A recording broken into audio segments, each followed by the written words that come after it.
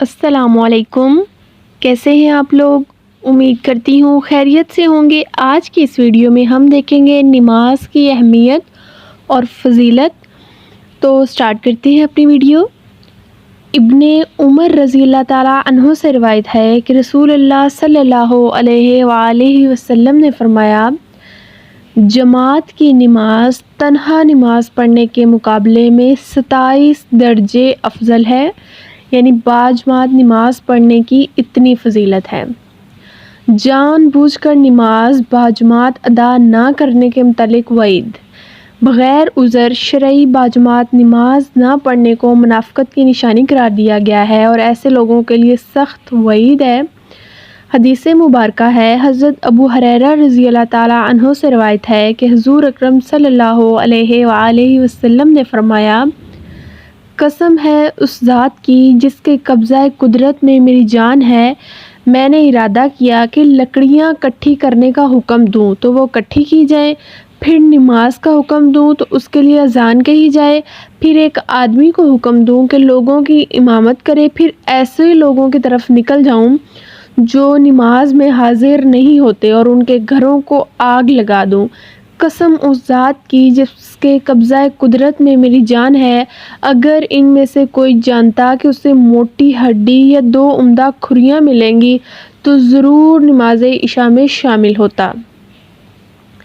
نماز کی اہمیت۔ اسلام کے ارکان خمسہ میں شہادت، توحید، رسالت کے بعد جس فریضے کی بجا آوری کا حکم قرآن و سنت میں ہے یا تاکید کی گئی ہے وہ نماز ہے۔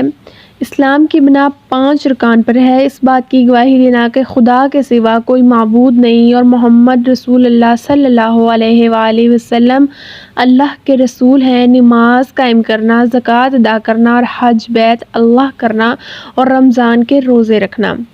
سب سے افضل نماز۔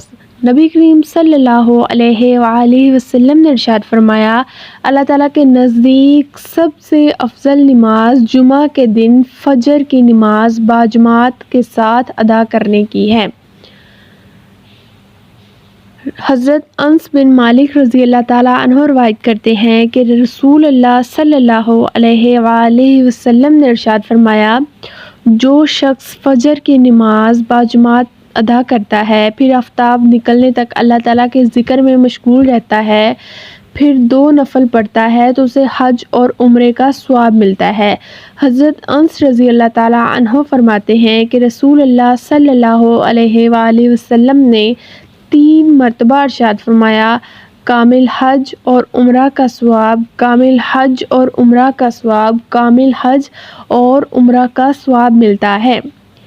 نماز دین کا ستون ہے۔ اسلام اور کفر کے درمیان فرق کرنے والی چیز نماز ہے۔ اللہ کی ضمانت میں داخل ہو جائیں، جس نے فجر کی نماز پڑھی وہ اللہ کی ذمہ داری میں داخل ہو گیا۔